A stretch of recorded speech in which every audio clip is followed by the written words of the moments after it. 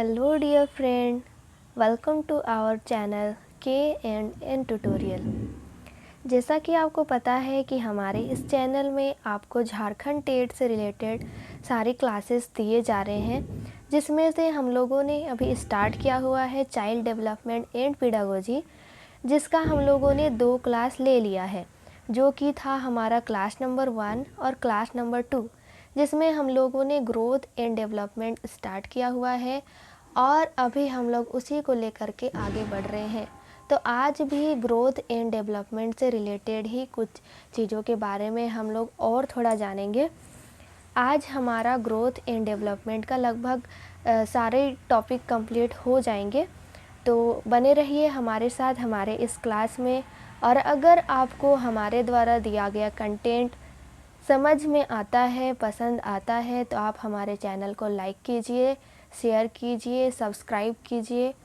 और हमारे लिए आपके मन में कोई सजेशन हो तो आप प्लीज़ कमेंट बॉक्स में अपना सजेशन हमें दीजिए। तो चलिए बिना टाइम का वेस्ट किए हुए हम लोग स्टार्ट करते हैं आज क्लास नंबर 3, जो कि चाइल्ड डेवलपमेंट एंड पेडागोजी के ऊपर ही है। तो सबसे फर्स्ट टॉपिक हम लोग लेकर के आए हैं आपके लिए, विकास को प्रभावित करने वाले कारक। तो जो डेवलपमेंट है किसी भी चाइल्ड का, उसको किस प्रकार से ये जो हमारा कोई भी चीज़, चाहे वो इन्वायरमेंट हो, चाहे कोई भी वो हेरिडिटी हो, डिफरेंट फैक्टर्स जो होते हैं वो किस तरह से हमारे डेवलपमेंट को प्रभावित करते हैं, उसके बारे में हम लोग आज इस क्लास में जानेंगे पूरे डिटेल्स में। तो चलिए शुरू करते हैं। तो यहाँ पर जो विकास को प्रभावित करने वाले कारक है वो कुछ 8 कारक होते हैं, जिसमें हम लोग मेन कारक को ही ले रहे हैं। सारे कारक को पढ़ने का उतना ज़रूरत हमें अभी नहीं है और टाइम भी नहीं है, तो टाइम को देखते हुए हम लोग जो इम्पोर्टेंट चीज़ें हैं जो एग्ज़ाम में आ सकती हैं उन्हीं को कवर कर रहे हैं। तो इसमें हम लोग आनुवंशिकी, पोषण, संस्कृति, सामाजिक, आर्थिक कारक, ये सभी किस प्रकार से विकास को प्रभावित करते हैं उसके बारे में हम लोग देखेंगे। तो एक एक करके सबको डिस्कस करेंगे कि कौन सा कारक किस प्रकार से प्रभावित कर रहा है डेवलपमेंट को, उसके बारे में हम लोग पूरे डिटेल्स में जानेंगे। तो सबसे फर्स्ट कारक जो होता है, फर्स्ट फैक्टर जो होता है, वो होता है आनुवंशिकी, जिसको हम लोग अंग्रेज़ी में बोलते हैं हेरिडिटी। तो हेरिडिटी क्या होता है? तो माता पिता के अंदर जो गुण होते हैं उसकी संतानों को जो गुण मिलते हैं उनके माता पिता से, इसी को हम लोग आनुवंशिकता कहते हैं। जो भी माता पिता के अंदर जो भी क्वालिटी है या फिर बैड क्वालिटी है या गुड क्वालिटी है, वो अपने चाइल्ड पे किस प्रकार से आ रहा है, उसको हम लोग देख करके बोलते हैं कि ये आनुवंशिकता होता है। तो किसी भी व्यक्ति का जो आनुवंशिकी है वो उसके माता पिता के विकास से जुड़ा हुआ रहता है।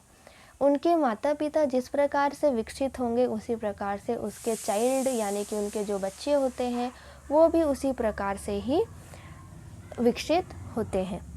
तो जैसे आप देख सकते हैं कि जो बच्चे होते हैं, इसी फिगर को आप देखेंगे जब ध्यान से तो आपको समझ में आ जाएगा कि जैसे कि कोई चाइल्ड होता है वो कुछ गुण अपने पिता से लेकर के आता है, कुछ गुण अपनी माता से लेकर के आता है। जैसे इसी फिगर में आप देख सकते हैं कि इसकी आंखें जो है उसके पिता की तरह हैं, इनके बाल जो है वो उनकी माता की तरह है, इनके ईयर्स अपने पिता की तरह है। तो बहुत सारी चीज़ों में सिमिलैरिटी अपने माता पिता से बच्चों की होती है। उसी प्रकार से इनकी हाइट भी उनके माता पिता के ही हाइट के बीच में ही लाई करती है कहीं। तो ये होता है। अब जब हम लोग बहुत सारी चीज़ें मनोवैज्ञानिक में पढ़ाई करते हैं तो हम लोग देखते हैं कि जो 60 से 80% तक के बच्चे जो होते हैं उनमें जो भी गुण होते हैं, जो भी विकास के गुण होते हैं, वो आनुवंशिकी के द्वारा ही निर्धारित होते हैं। बाकी जो बच जाता है 40% से 20% तक का, वो हेरिडिटी से प्रभावित ना होकर के अदर जो फैक्टर्स होते हैं, जो अन्य कारक होते हैं, उनसे प्रभावित होते हैं। जैसे उसमें हमारा वातावरण आ जाएगा, उसमें हमारी संस्कृति आ जाएगी, उसमें हमारी हेल्थ कंडीशन आ जाएगी, उसमें हमारी आर्थिक शारीरिक समस्या आ जाएगी। तो ये सारी चीज़ें जो होती हैं वो बाद में इफ़ेक्ट करती है। उसी प्रकार से आगे है हमारा पोषण। पोषण किस प्रकार से प्रभावित करता है?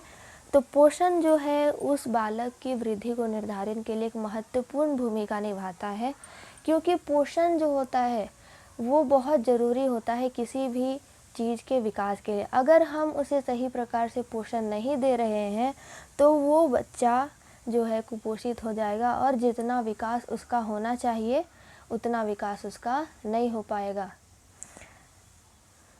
जैसे अब जो पोषण होता है वो बच्चों को 2 प्रकार से मिलता है। एक जब वो उसकी माता के गर्भ में होता है उस टाइम उसको पोषण मिलता है, और एक पोषण उसे तब मिलता है जब वह जन्म ले लेता है, यानी कि इस दुनिया में, इस एनवायरनमेंट में वो आ जाता है, उस समय भी उसको कुछ पोषण मिलते हैं। तो दोनों ही पोषण जो होते हैं बहुत महत्वपूर्ण होते हैं। यदि माता के गर्भ में बच्चों को सही पोषण नहीं मिलता है तो उसमें जेनेटिक डिजीज़ेस आ जाते हैं, उनके जन्म के तुरंत बाद ही बहुत गंभीर समस्याएं देखने को मिलती है।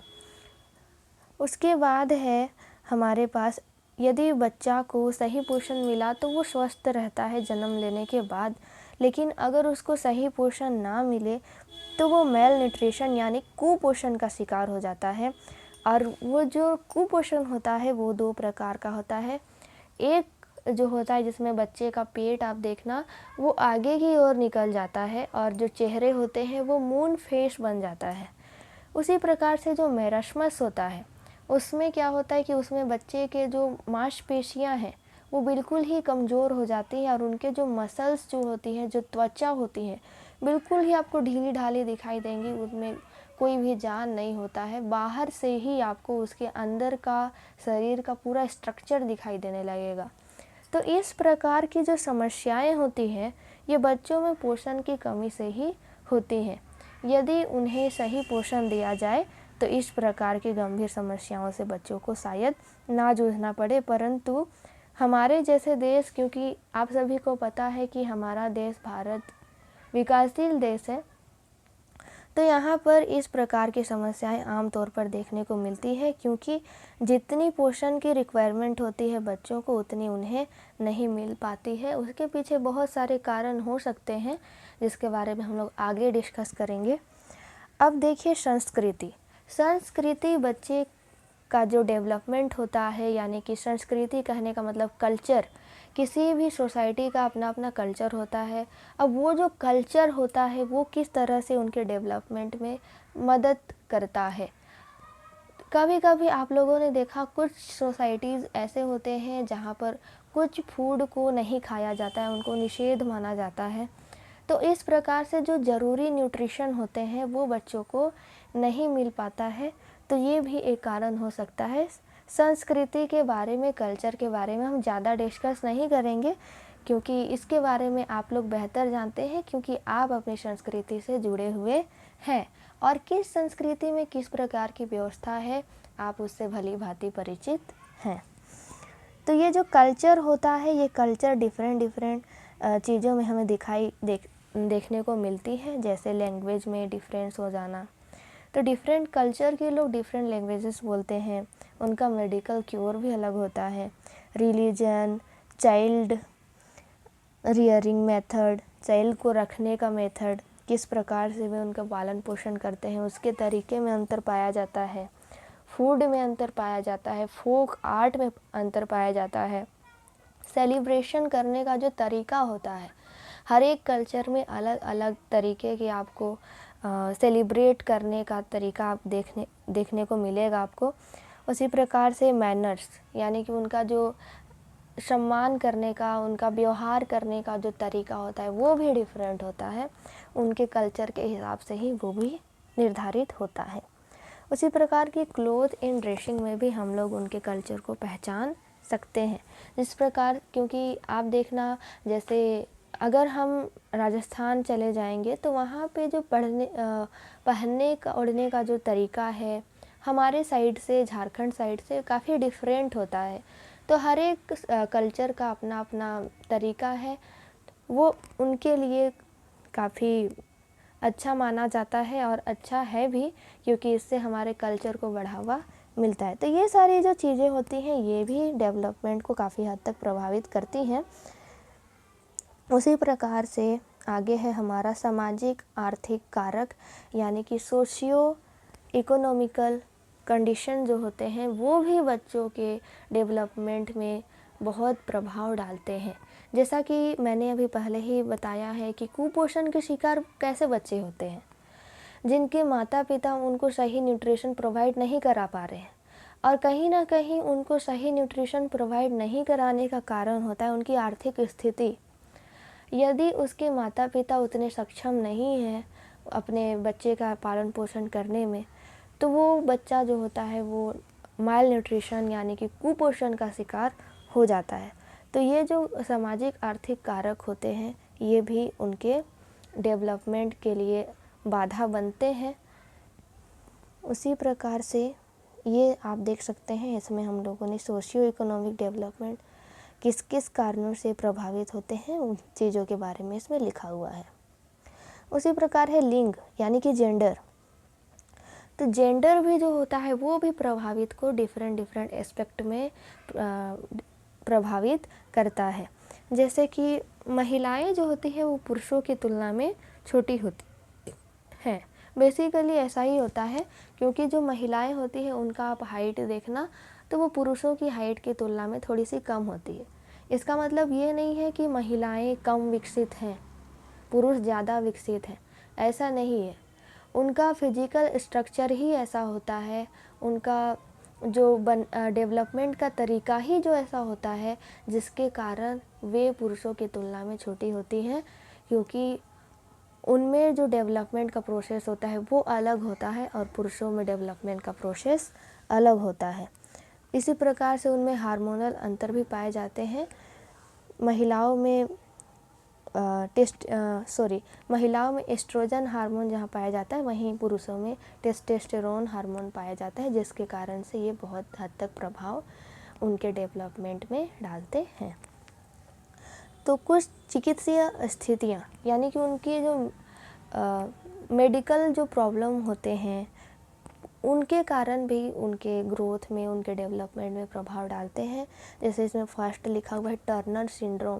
तो टर्नर सिंड्रोम क्या होता है कि आप लोगों को पता होगा कि महिला हो या पुरुष हो, दोनों में ही हम लोग पाते हैं कि उनके अंदर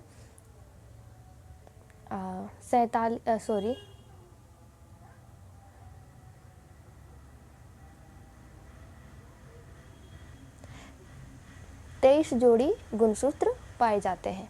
महिलाओं में भी 23 जोड़ी गुणसूत्र होते हैं और पुरुषों में भी 23 जोड़ी गुणसूत्र होते हैं।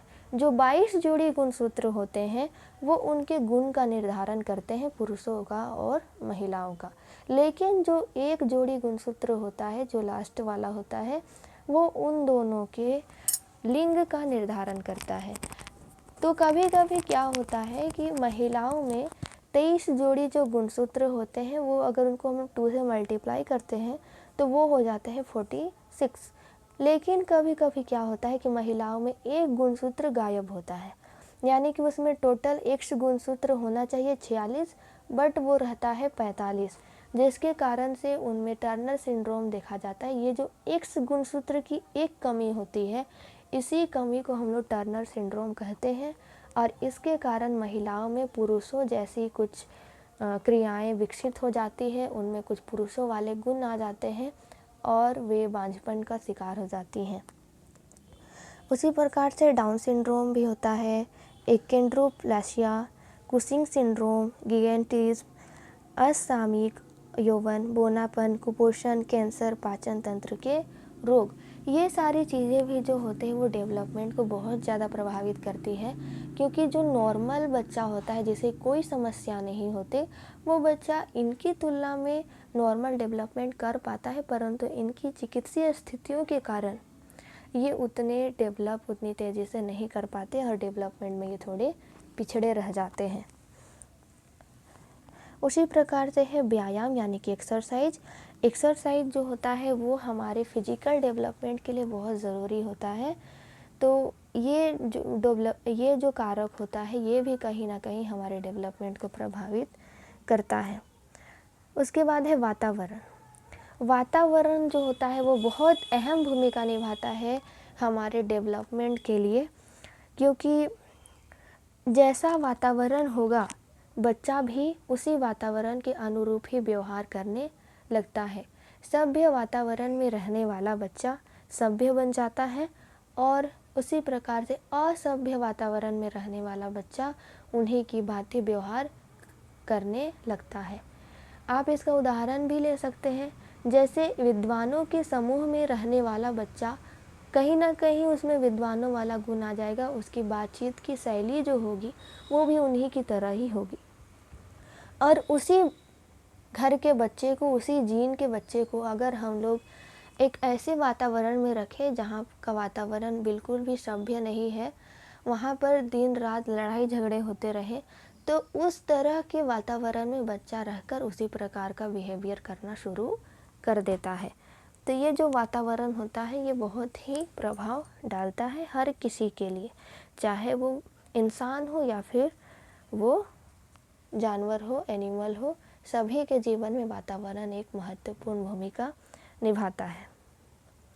अब जैसे आप नीचे के एग्जाम्पल में देख सकते हैं, अगर किसी बच्चे के सामने रोज़ लड़ाई झगड़ा हो रहा हो, उनके माता पिता आपस में झगड़ते हो, तो वो उसका दुष्प्रभाव जो होता है वो उसके बच्चे पर ज़रूर पड़ता है।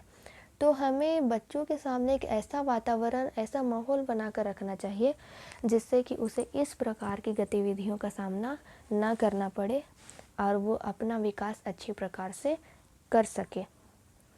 तो यहीं तक था हमारे विकास को प्रभावित करने वाले कारक। तो ये जो कारक थे ये बहुत ही इम्पोर्टेंट थे। अब आगे हम लोग देखेंगे विकास से संबंधित कुछ विभिन्न सिद्धांत।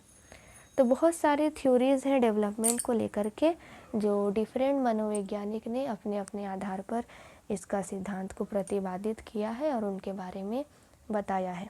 तो एक एक करके हम लोग उसको डिस्कस करते हैं। तो पहला है हमारा पियाजे थ्योरी ऑफ कॉग्निटिव डेवलपमेंट। तो जीन पियाजे जो है वो कॉग्निटिव डेवलपमेंट के लिए एक सिद्धांत प्रतिपादित किया, एक थ्योरी बनाया जिसको हम लोग बोलते हैं पियाजे थ्योरी ऑफ कॉग्निटिव डेवलपमेंट। संज्ञानात्मक विकास के क्षेत्र में इन्होंने यह सिद्धांत दिया था। इसमें यह बताते हैं कि जो कोई भी बालक होता है वो क्रमशः अपनी आयु के अनुसार किस प्रकार ज्ञान अर्जन करता है, इसको डिफरेंट स्टेजेस में बांट करके हमारे पियाजे ने इसको बताने का प्रयास किया है। तो आगे हम लोग इसको देखेंगे। तो ये है हमारे पियाजे साहब, इन्होंने ही दिया है हमारे कॉग्निटिव डेवलपमेंट का थ्योरी, यानी कि संज्ञानात्मक विकास का सिद्धांत, जिसको हम लोग पियाजे थ्योरी ऑफ कॉग्निटिव डेवलपमेंट कहते हैं। तो संज्ञानात्मक विकास की अवस्थाओं के बारे में जीन पियाजे ने बताया है। जीन पियाजे ने इसको 4 भागों में विभाजित किया है। पहला जो है वो सांवेदिक पेशीय अवस्था यानी कि सेंसरी मोटर स्टेज। दूसरा है हमारा पूर्व संक्रियात्मक अवस्था यानी कि प्री ऑपरेशनल स्टेज। उसके बाद है मूर्त संक्रियात्मक अवस्था यानी कि कंक्रीट ऑपरेशनल स्टेज। और हमारा चौथा है अमूर्त संक्रियात्मक अवस्था यानी कि फॉर्मल ऑपरेशनल स्टेज। तो जो सेंसरी मोटर स्टेज होता है इसको उन्होंने जन्म से लेकर 2 वर्ष के बच्चों के लिए बना दिया। उसके बाद प्री ऑपरेशनल को 2 से 7 वर्ष, कंक्रीट ऑपरेशनल को 7 से 12 वर्ष और फॉर्मल ऑपरेशनल को 12 से 15 वर्ष, यानी कि इसको 12 से हम लोग ऊपर के जितने भी एज के बच्चे होते हैं सबको हम लोग इसी के अंदर रखते हैं, फॉर्मल ऑपरेशनल के अंदर। तो सेंसरी मोटर आपको वर्ड से ही देखने को मिल रहा होगा कि इसमें कहीं ना कहीं हमारे सेंस ऑर्गन का यूज होगा। प्री ऑपरेशनल यानी कि कोई भी कार्य करने से पहले का समय। कंक्रीट ऑपरेशनल, कंक्रीट का मतलब होता है जो फिजिकल चीज़ें होती हैं जिसको हम लोग छू सकते हैं, यानी कि जो भौतिक चीज़ें जो हैं उसके द्वारा अगर कोई बच्चा सीख रहा है तो वो कंक्रीट ऑपरेशनल और फॉर्मल ऑपरेशनल, जिसमें बच्चा अपने ज्ञान जितने भी वो ज्ञान सीखा हुआ है उसके अलावा उसके मन में जो काल्पनिक भावनाएं आ रही हैं उसके द्वारा भी अगर वो कुछ करना सीख रहा है तो वो फॉर्मल ऑपरेशनल के स्टेज में आ जाएगा। अगर इसे आपको याद करना हो तो आप इसको एक शॉर्ट ट्रिक के रूप में याद कर सकते हैं, जो कि हमारा होता है SPCF।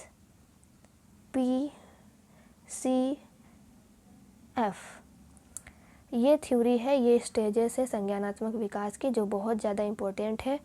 एस का मतलब होता है सांवेगिक पेशीय अवस्था यानी कि सेंसरी मोटर। पी का अर्थ होता है प्री ऑपरेशनल, उसी प्रकार से सी का अर्थ होता है कंक्रीट ऑपरेशनल और एफ का मतलब होता है फॉर्मल ऑपरेशनल। तो इन सारी चीज़ों के बारे में आप लोग इसको एक बार याद रख लेना, ये बहुत ही इम्पोर्टेंट है। तो पियाजेस का 4 स्टेज ऑफ कॉग्निटिव डेवलपमेंट क्या क्या है? तो जैसा कि पहले ही बताया गया है कि sensory motor stage 0 to 2 years का होता है, pre operational stage 2 to 7 years का, कंक्रीट ऑपरेशनल 7 to 11 ईयर्स का और फॉर्मल ऑपरेशनल 12 ईयर्स से ज़्यादा के बच्चों के लिए ये स्टेज आ जाता है। तो सेंसरी मोटर स्टेज का क्या कैरेक्टरिस्टिक है? तो इसमें बच्चा जो है मोटर एक्टिविटी करके सीखता है, यानी कि जो इसमें गत्यात्मक क्रियाएं होती हैं उनके द्वारा सीखता है। उसी तरह से हमारा प्री ऑपरेशनल स्टेज का कैरेक्टरिस्टिक है, तो इसमें ये लैंग्वेज डेवलप करना स्टार्ट कर देता है, लैंग्वेज के बारे में सीखना स्टार्ट कर देता है। इसमें इसकी मेमोरी पावर स्किल बढ़ जाती है, इसमें इसकी इमेजिनेशन करना ये स्टार्ट कर देता है।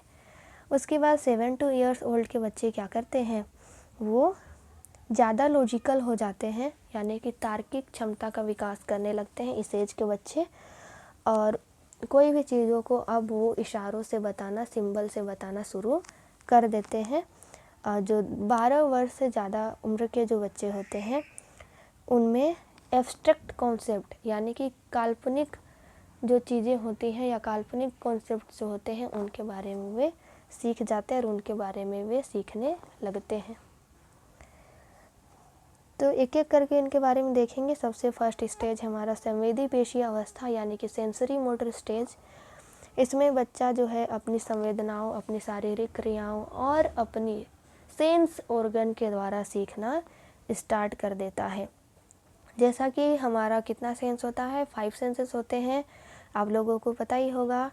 वो होता है स्किन, ईयर, नोज़, टेस्ट यानी कि टंग और हमारा आइज़।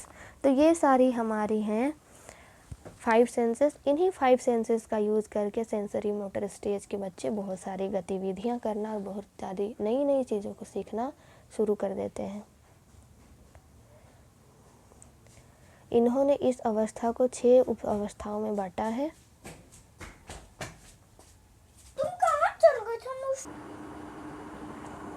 तो उन्होंने सेंसरी मोटर स्टेज को 6 अवस्थाओं में बांटा है। वो 6 अवस्थाएं कौन कौन सी हैं? पहला है सहज क्रियाओं की अवस्था, जिसमें वो सामान्य क्रियाएं करके सीखता है। उसके बाद आती है प्रमुख वृत्तीय अनुक्रियाओं की अवस्था, जिसमें कुछ कुछ वो जो इम्पोर्टेंट अनुक्रियाएं होती हैं, जो सामान्य अनुक्रियाएं होती हैं, उनके द्वारा वो सीखता है। उसके बाद आता है गौण वृत्तीय अनुक्रियाओं की अवस्था, यानी कि जो छोटे छोटी अनुक्रियाएं होती हैं, जो एकदम बहुत माइनर होती हैं, जिनको हम लोग सोचते भी नहीं हैं, उनके बारे में वे करना शुरू कर देते हैं। उसके बाद आता है गौण स्कीमेटा की समन्वय की अवस्था। अब जितनी भी चीज़ें उसने सीखा हुआ है उन सभी के बीच में वो कोऑर्डिनेशन बिठाने की कोशिश करते हैं और उनको सीखने की कोशिश करते हैं। उसके बाद आता है तृतीय वृत्तीय अनुक्रियाओं की अवस्था, यानी कि अब वे नई नई चीज़ें करना शुरू कर देते हैं 11 माह से 18 माह के बच्चे। फिर आता है 6 नंबर का, यानी कि मानसिक सहयोग द्वारा नए साधनों की खोज की अवस्था। तो वो जो अब उसका जो माइंड है, जो ब्रेन है, वो पूरी तरह से डेवलप हो चुका है, तब वो अपने ब्रेन का यूज़ करके नई नई चीज़ों के बारे में खोज करना शुरू कर देगा। उसके बाद आता है पूर्व संक्रियात्मक अवस्था, जो कि 2 से 7 वर्ष की अवस्था होती है। इसमें बच्चे में सेंट्रेशन आ जाता है, यानी कोई भी कार्य को कर रहा है तो एकदम केंद्रित होकर के वो करता है। उसके बाद आता है ईगोसेंट्रिज्म। ईगोसेंट्रिज्म उसको बोलते हैं जिसमें बच्चे में भावना आ जाती है कि मुझसे बड़ा कोई नहीं, मैं सबसे ऊंचा हूँ। ये वाली भावना जो है बच्चों में आ जाती है, यानी कि ईगो आ जाता है उसमें कि मैं सबसे बेहतर हूँ, मुझसे बेहतर और कोई नहीं हो सकता। उसके बाद है सिंबॉलिक यानी किसी भी चीज़ को ये इशारों से बता सकता है। अब एनिमिज्म, यानी कि इस काल में बच्चों को जानवरों से बहुत प्यार रहता है और ये जानवरों को पालना बहुत पसंद करते हैं। इरिवर्सिबिलिटी, अब ये जो कार्य किए रहते हैं उसे फिर से उसी स्थिति में लाना इनके लिए संभव नहीं होता, ये उस चीज़ को रिवर्स नहीं कर पाते। उसके बाद है आर्टिफिशियल एज, यानी कि जो आर्टिफिशियल चीज़ें होती है उन चीज़ों के बारे में इनमें अभी उतने गुण नहीं आ पाते हैं। ये जो रियल चीज़ें होती है उनमें और आर्टिफिशियल चीज़ों में डिफरेंस करना थोड़ा सा इनके लिए डिफ़िकल्ट हो जाता है। तो ये जो है हम लोगों ने देख लिया, इसमें जो बच्चे हैं बहुत सारी चीज़ें खेल करके, अनुकरण के द्वारा, भाषा के माध्यम से बहुत सारी चीज़ों को सीखना स्टार्ट कर देते हैं। और ये जो अवस्था होती है इसको हम लोगों ने 2 भागों में बांटा हुआ है। फर्स्ट है पूर्व संप्रयात्मक काल, यानी कि प्री कंसेप्शनल या सिंबॉलिक फंक्शन सब स्टेज।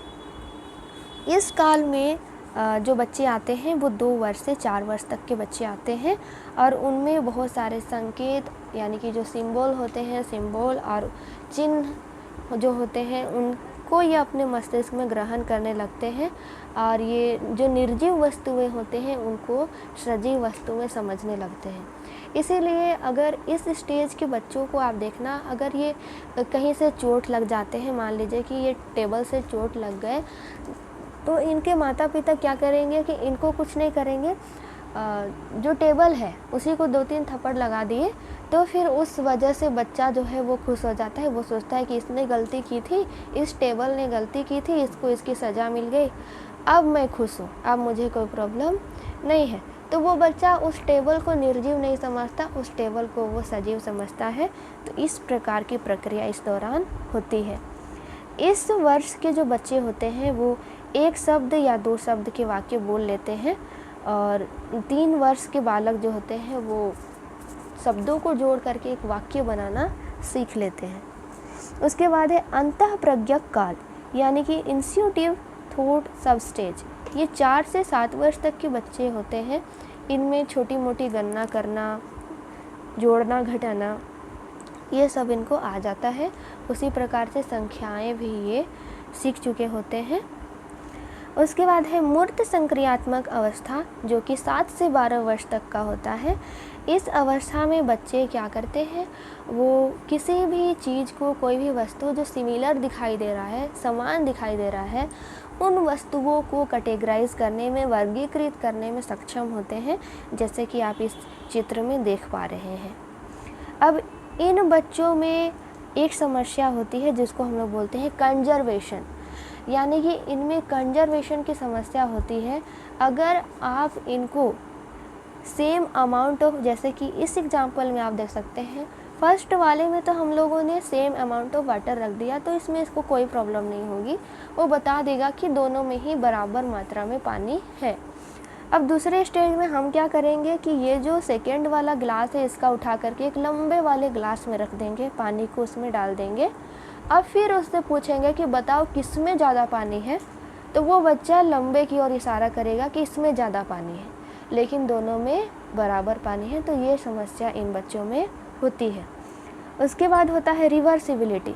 अब इस उम्र के बच्चे अपने द्वारा किए गए कार्य को थोड़े से रिवर्सिबल करने में सक्षम होते हैं और अपने द्वारा किए गए कार्यों को रिवर्स कर पाते हैं, जैसे कि आइस का वाटर बना देना, फिर वाटर से आइस बनाना, ये सीख जाते हैं। ये चीज़ इनमें आ जाता है। इनमें डिसेंट्रेशन की समस्या आ जाती है। अब जो कार्य ये केंद्रित होके कर रहे थे सेंसरी मोटर स्टेज में, वो अब इस स्टेज में ये नहीं कर पाएंगे, इनमें ये समस्या आ जाती है। जैसा कि क्लासिफिकेशन मैंने बता ही दी आप लोगों को कि ये क्लासीफाई करने में सक्षम होते हैं, चीज़ों को वर्गीकृत कर पाते हैं। उसके बाद है औपचारिक या अमूर्त संक्रियात्मक अवस्था।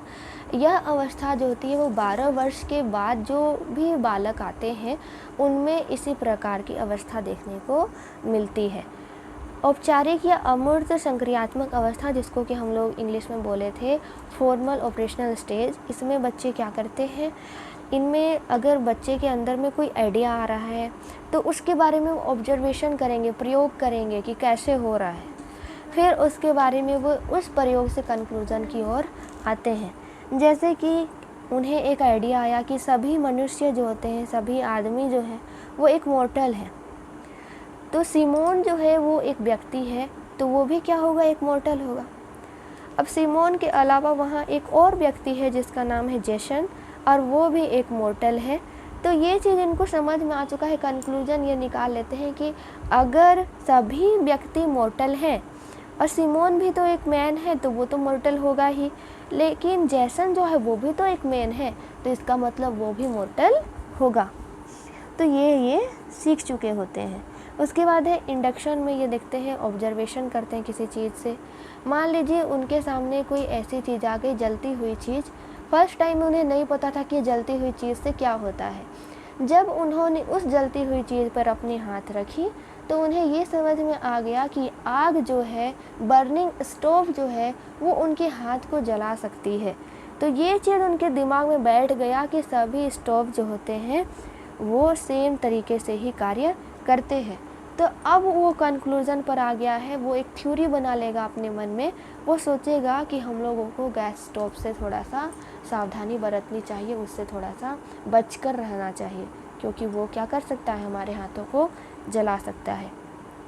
अब इसमें तार्किक क्षमताएं भी आ चुकी होती हैं। तो ये जो तार्किक गेम्स होते हैं, जैसे इसमें चेस ही देख लीजिए, चेस जो होता है थोड़ा सा ब्रेन लगने वाला गेम होता है, तो ये सारी चीज़ें ये कर पाते हैं। एक्सपेरिमेंट्स ये कर पाते हैं, जैसे कि आप इस फिगर में देख पा रहे हैं। तो इस अवस्था की निम्नलिखित विशेषताएं हैं। कौन कौन सी विशेषताएं हैं, तो इनमें रीजनिंग कैपेबिलिटी आ चुकी होती है, किसी भी चीज़ के बारे में तर्क बता सकते हैं। समस्या समाधान की क्षमता विकास हो जाती है कि कोई भी समस्या इनके सामने आप रख दोगे तो ये उन्हें कुछ हद तक सॉल्व कर पाने में सक्षम होते हैं। उसी प्रकार से जो रियल है और अनरियल है उनके बीच में डिफरेंस करने में भी ये सक्षम होते हैं। अब उनकी जो अनुभव है, उनके साथ जो ज्ञान आया है वास्तविक चीज़ों को करके, उसको वे अपने काल्पनिक जो ज्ञान है उस पर वो डालने की कोशिश करने लगते हैं, और इन बच्चों में परिकल्पना यानी कि हाइपोथेटिकल भावनाएं जागृत होने लगती है। अब इनमें विसंगतियों के संबंध में विचार करने की क्षमता का भी विकास हो जाता है कि किस प्रकार की संगति से इनका भला होगा, किस प्रकार की संगति से इनका बुरा होगा, ये इन सभी के बारे में जान चुके होते हैं। तो अभी तक हमने जितना देखा है उसको एक बार कंक्लूजन के रूप में यहाँ देख लेंगे तो ज़्यादा समझ में आएगा। तो first stage is the sensory motor, second pre operational, third concrete and fourth is the formal. तो ये सारी एजेस इनकी लिखी हुई हैं और क्या क्या इम्पोर्टेंट चीज़ें हैं वो यहाँ पर लिखी हुई, तो आप इसको एक बार अच्छे से देख लेना। आगे है Kohlberg theory of moral development. तो कोलबर्ग का जो नैतिक विकास का सिद्धांत है, कोलबर्ग का नैतिक विकास का जो सिद्धांत है वो इस बात पर केंद्रित होता है कि बच्चे नैतिकता और नैतिक तर्क में कैसे विकास करते हैं। तो कोलबर्ग का जो ये नैतिक विकास का सिद्धांत है ये 6 चरणों में होता है और ये पियाजे के सिद्धांत से प्रभावित है।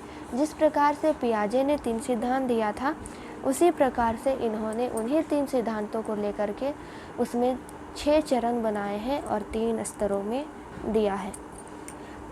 तो नैतिक विकास जो होता है वो क्या होता है, वो एक ऐसी प्रक्रिया है जिसके द्वारा लोग सही और गलत के बीच अंतर विकसित करते हैं और दोनों के बीच तर्क करने में संलग्न होते हैं।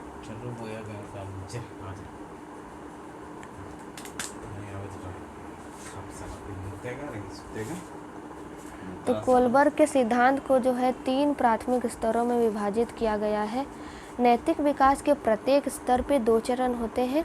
जिस प्रकार से कि पियाजे का मानना था कि संज्ञानात्मक विकास जो है उसके अंतिम स्तर तक नहीं पहुंच पाता, उसी प्रकार से कोलबर्ग का भी मानना था कि ये जो नैतिक विकास का सिद्धांत है वो भी उसके अंतिम स्तर तक नहीं पहुंच पाता।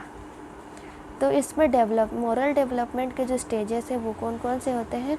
तो जो फर्स्ट होता है वो प्री कन्वेंशनल स्टेज होता है, पूर्व संक्रियात्मक होता है। तो ये जो प्री कन्वेंशनल स्टेज होता है वो 3 से 7 वर्ष के बच्चों में देखा जाता है। इसमें बच्चे अपनी रुचि के अनुसार काम करते हैं, सेल्फ इंटरेस्ट से काम करते हैं और ये पनिशमेंट से दूर भागना चाहते हैं, उनको अवॉइड करते हैं। जो भी पनिशमेंट उसके सामने आता है वो उनसे दूर भागते हैं, उनको अवॉइड करते हैं। तो ये प्री कन्वेंशनल होता है। कन्वेंशनल स्टेज के बच्चे जो होते हैं वो जो उनके द्वारा कोई नियम बनाया जाता है या फिर उनको कोई आदेश दिया जाता है तो वो उनका पालन करते हैं और उनमें एक अच्छे बच्चे बनने की जो भावना है वो आ जाती है। उसके बाद जो पोस्ट कन्वेंशनल होता है जिसको हम लोग एडल्टहुड बोल रहे हैं, इसमें बच्चे में सोशल कॉन्ट्रैक्ट की भावना यानी कि सामाजिक विकास की भावना और उस समाज के लिए नए सिद्धांत बनाने की भावनाएं जागृत हो जाती है। तो ये था सारे स्टेजेस। इसी को हम लोग यहाँ पर देखे हैं कि स्टेज 1 में क्या क्या होता है। तो उसमें सेल्फ इंटरेस्ट होता है और वो पनिशमेंट को अवॉइड करता है। लेवल 2 में बच्चे में अच्छे बच्चे बनने का गुण आ जाता है, गुड बॉय एटीट्यूड आ जाता है। उसमें लॉ एंड ऑर्डर मोरालिटी आ जाता है। और स्तर 3 यानी कि लेवल 3 में वो सोशल कॉन्ट्रैक्ट यानी कि सामाजिक रूप से जो कोई भी अगर नियम बना दिया गया है तो उसका पालन करवाने वाले वो बन जाते हैं। उसी प्रकार से वो एक नए सिद्धांत को भी बनाने में सहायता करते हैं। इसी को हम लोगों ने यहाँ हिंदी में लिखा हुआ है, इसको आप एक बार देख सकते हो कि नैतिक विकास के स्तर होते हैं। सबसे पहला है पूर्व परंपरागत नैतिकता जो कि 0 से 9 वर्ष है, जिसको हम लोग पिछले वाले में देखे थे 0 से 8 वर्ष। तो दोनों ही सही है। कोई भी ऑप्शन आता है तो वैसे नहीं होगा कि आप लोगों को दोनों ऑप्शन दे दिया जाए, कोई एक ऑप्शन आपके सामने आएगा और आप लोगों को चूज करना होगा। सेकेंड आता है हमारे पास पारंपरिक नैतिकता। इसमें जो प्रारंभिक किशोरावस्था होती है उससे वयस्कता यानी कि अडल्टहुड तक का जो टाइम आता है उसमें इस प्रकार के चेंज आते हैं। इसके 2 चरण हैं, चरण 3 और चरण 4। इनके बारे में आप देख लेना। उसके बाद है उत्तर परंपरागत नैतिकता। इसमें बहुत वयस्क व्यक्ति जो हैं वो आते हैं और ये दुर्लभ होते हैं, ये बहुत कम पाए जाते हैं। ये सामाजिक अनुबंध और व्यक्तिगत अधिकार चरण और सार्वभौमिक सिद्धांत आदि में कार्यरत होते हैं। उसी प्रकार से है हमारे पास स्तर 1 यानी कि पूर्व परंपरागत नैतिकता यानी कि प्री कन्वेंशनल स्टेज।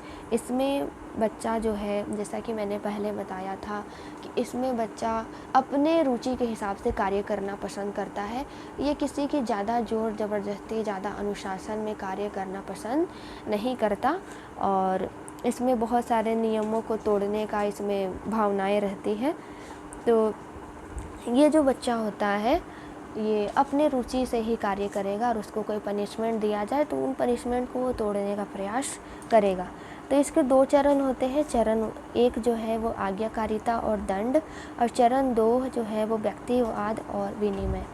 तो नैतिक विकास के शुरुआती चरण में यानी कि आज्ञाकारिता और दंड में जो छोटे बच्चे होते हैं वो क्या करते हैं, वो दंड से बचने का प्रयास करते हैं।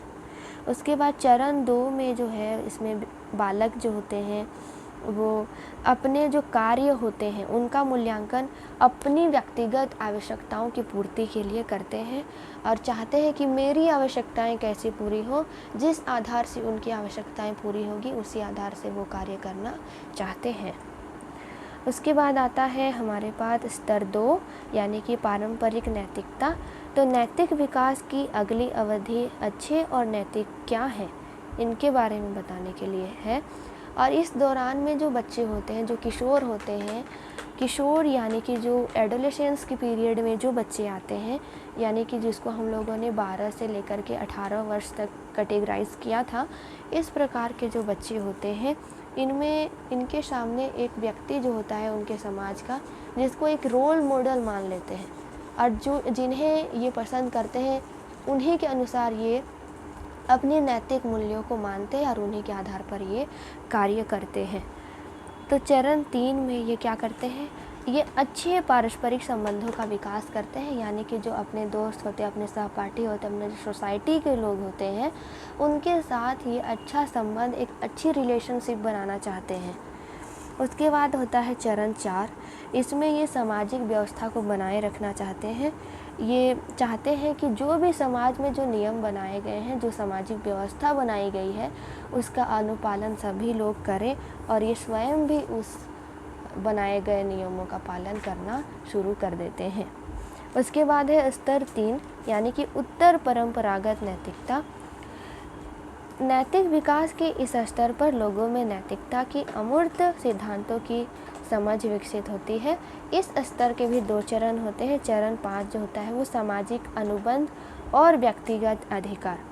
तो इसमें जो है, जो भी व्यक्ति होता है वो अपने सामाजिक अनुबंध और व्यक्तिगत अधिकारों को विचार में रखते हुए लोगों को उसी समाज के बनाए गए नियमों को मानने के लिए प्रेरित करता है और लोगों को उनके द्वारा बनाए गए नैतिक सिद्धांतों का मूल्य को समझाने का प्रयास करता है। उसी प्रकार से चरण 6 जो होता है, इसमें कोलबर्ग जो है वो नैतिक तर्क का अंतिम स्तर के बारे में बताते हैं। इसमें व्यक्ति जो है वो नए नए जो सिद्धांत होते हैं मोरल डेवलपमेंट के लिए, उन सिद्धांतों को इस अवस्था में प्रतिपादित करता है। कोलबर्ग का ये मानना था कि बहुत कम लोग जो होते हैं वो इस लास्ट वाले स्टेज में, यानी कि उत्तर परंपरागत चरण तक पहुंच पाते हैं। लगभग 10 से 15% लोग ही ऐसे होते हैं जो इस अवस्था तक आ पाते हैं। तो कोलबर्ग का जो सिद्धांत है, इसका अनुप्रयोग हम लोग विभिन्न क्षेत्रों में कर सकते हैं, जैसे कि उनके माता पिता कर सकते हैं अपने बच्चे में नैतिक मूल्यों के सुधार के लिए, उनमें विकास के लिए। उसी प्रकार से किसी शिक्षक के द्वारा भी अपने विद्यालय में बच्चों में अनुशासन और आदर्श सिखाने के लिए भी कराया जा सकता है। हाई स्कूल के शिक्षक भी इसी प्रकार से कार्य कर सकते हैं। तो कोलबर्ग के जो नैतिक विकास के सिद्धांत थे उसकी बहुत सारी आलोचनाएं भी हुई, क्योंकि इनकी जो सिद्धांत थे वो क्या क्या कारणों से इनकी आलोचना की गई है वो निम्नलिखित है। फर्स्ट जो है वह नैतिक तर्क नैतिक व्यवहार के बराबर है। तो जो कोलबर्ग का जो सिद्धांत था वो नैतिक सोच से संबंधित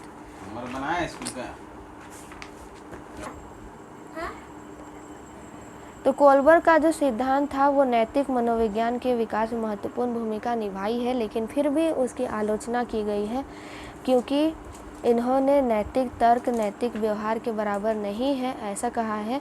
उसी प्रकार से इन्होंने न्याय पर बहुत ज़्यादा जोर दिया है और लोगों के अपने जो भावनाएं होती है उनको थोड़ा सा कम महत्वपूर्ण माना है। उसी प्रकार से सांस्कृतिक पूर्वाग्रह पर भी इन्होंने जोर दिया है। जो संस्कृतियाँ होती है वो व्यक्तिगत अधिकारों पर जोर देती है, परंतु इनके द्वारा ऐसा कुछ भी नहीं बताया गया। उसी प्रकार से आयु पूर्वाग्रह में भी इन्होंने ज़्यादातर जो है वो 16 वर्ष तक के बच्चों के लिए ही रखा है। उसके बाद के बच्चों के लिए इन्होंने इतना ध्यान नहीं दिया, जबकि उसके बाद भी लोगों में व्यक्तियों में मॉरल डेवलपमेंट हो सकता है। उसके बाद है लिंग पूर्वाग्रह, यानी कि इन्होंने जो जेंडर है जो लिंग है उस पर ज़्यादा ध्यान नहीं दिया। इन्होंने पुरुषों को महिलाओं की अपेक्षा ज़्यादा तवज्जो दी है और उनके बारे में ज़्यादा बातें कही है। तो इन्हीं कारणों से इनकी आलोचना हुई है और जिसकी वजह से मनोवैज्ञानिक गिलिगन ने भी इनके जो सिद्धांत हैं उनकी आलोचनाएं की है। तो आज के लिए इतना ही, मिलते हैं नेक्स्ट क्लास में, तब तक के लिए bye bye, thanks for watching.